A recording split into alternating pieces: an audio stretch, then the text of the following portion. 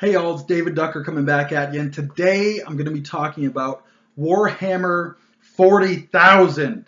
This is our own world in the year 40,000, or so they claim. So I'm going to be breaking down the setting briefly for those who are unfamiliar with Warhammer 40k, Warhammer 40,000.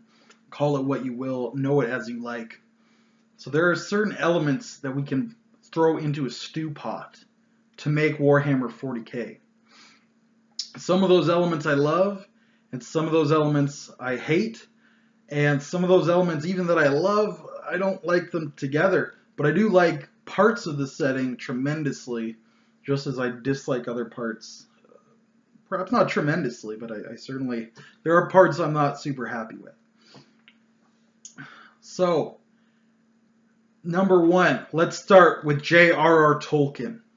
Let's start with elves and dwarfs and orcs and all those classic rigmarole that he's invented and co-opted from mythology and mutated. And, I like all that stuff by itself. Now let's add to that some sci-fi trappings. Let's add some Star Trek, some Star Wars, some Starship Troopers, some Star craft, any star that you can find, throw it in there. So now you have space elves, which they call the Eldar. You have space orcs, which they call the orcs. They have space dwarfs, which they, I believe, called squats, and then they killed them all off. So there's no more space dwarfs. I don't like space elves. I don't like space orcs. I don't even like humanoid aliens in the first place. So that's something I don't really enjoy about the setting. Some people love it. I don't love it.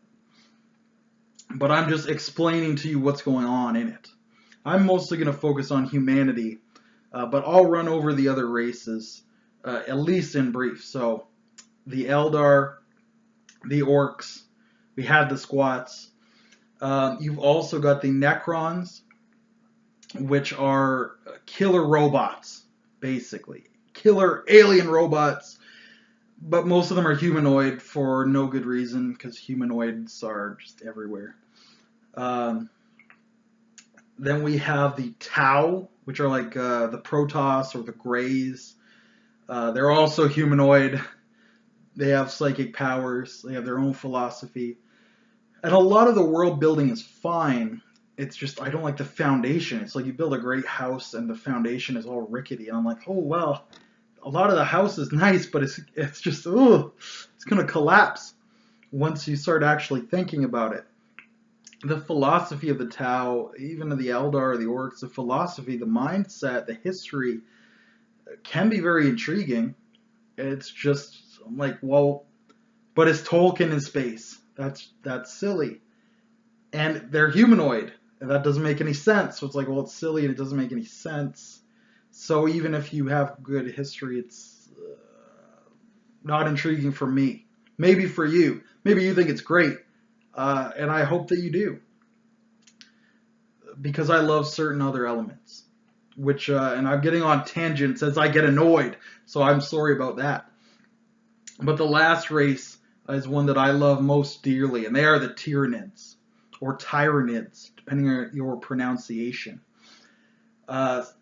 So if you're familiar with the movie Alien, with the xenomorph, if you're familiar with The Thing and the alien in that, which I believe is called The Thing, or if you're familiar with the Starcraft and their Zerg, then you'll have a fairly good idea of the Tyranids.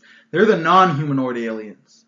That's why I like them, because it makes a lot more sense. It feels more alien.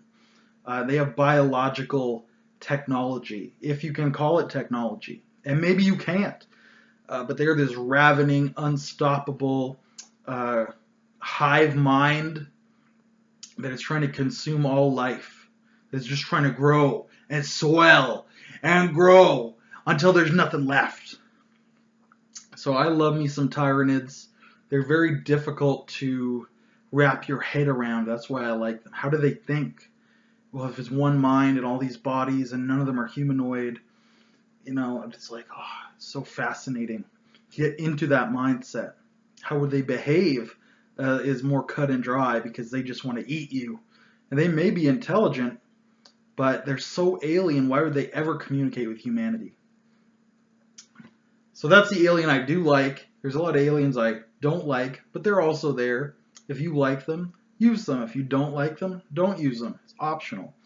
What's probably not optional is the Imperium. These are the humans of Warhammer 40k. And basically it supposes that we have this tremendously powerful monotheistic theocracy. We have one God, the God Emperor of mankind. He was once a man, but he has ascended beyond that. He was the greatest of all psychics, the founder of the Imperium. He led us against the aliens. He unified us. He invented the Astronomicon so that we could navigate our starships through hyperspace. He is the man of all men. And he is currently in a comatose or dead or undead state. We don't know which. But he has given no word in thousands of years. And his religion, his cult, has spread and swelled up and grown and changed without him to guide it. And it's really taken over all of human culture. So we have this religious institution at the heart of humanity, and they're controlling everything. Big Brother is watching you. It's this dystopian, grimy, gritty kind of setting. And of course you have a lot of great sci-fi tropes. You have hyperspace, you have power armor, you have laser guns, you have, I believe, hover cars to some degree at least. You have cybernetics, although that's got its own religious connotation with the machine cult of Mars. But you've got this great grimy, gritty, dirty Blade Runner style future with all these religious aspects suffusing everything. So if you want to get in there and deal with this dystopian future, Warhammer 40k is great for you. The huge city, it's raining all the time, there's pollution everywhere, and your religion is being suppressed, your free will is being suppressed, maybe you're in a welfare state, there are no jobs, there's a brutal, police, paladin style government in place, martial law, and that's evocative of so many great stories. If you look at cyberpunk, it's a great way to get cyberpunk without a lot of the computer use and computer trappings. Although you can have those. But it's tremendously evocative for that. And then getting beyond that, you can deal with the aliens as well, especially the Tyranids. You've got the Tyranid infestation in one of these hive cities, one of these mega cities. The city from Blade Runner infested with the aliens from Alien. That's just great to me. And then you get the religious connotation. They're calling it, they're calling them demons as they're welling up. And there are also psychic powers. I should mention that. And with those psychic powers, there do come alien entities from hyperspace, which the church calls demons. And the church isn't always very hot on psychics. And of course, they regulate them most brutally. So rogue psychics can be very interesting characters in this setting as well. Or institutionalized psychics. Or half and half, where you've gone through the training, but you don't really believe the dogma, but you don't want to get beat down for becoming a rebel. So there's so many things you can juggle if you're playing a psychic character. And you get the great psychic powers. And their rules for psychic powers, at least the ones I'm familiar with from Rogue Trader and from Dark Heresy First Edition, most excellent. So you've got these psychic powers in there with a lot of the other standard sci-fi milieu, standard sci-fi tropes. believe you can find deflector shields and teleporters and replicators, although those things are more rare. It's a more gritty, rarefied setting than that. But that's basically it. So you get J.R.R. Tolkien, you throw him in a blender with the standard sci-fi tropes, and you throw in this religious milieu over everything, and you basically got Warhammer 40k. It's great for cyberpunk, it's great for horror, it's great for dungeon crawls with shotguns, chasing aliens and psychic cultists around the bowels of a megacity. And with Rogue Trader, you can even be on a higher level with capital ships and space pirates and entire planets being consumed by heresy or consumed literally by the Tyranids, just eating it, gnawing away at the whole planet.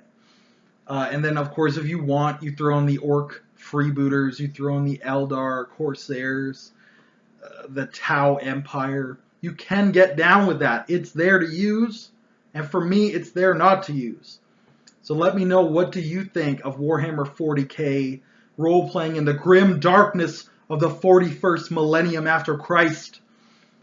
Leave it in the comments below. What do you think? What have you done? What could you done? What did I forget to mention? Because I almost forgot to mention psychic powers. And that's very important. So I'm sure I forgot to mention something else that's very important.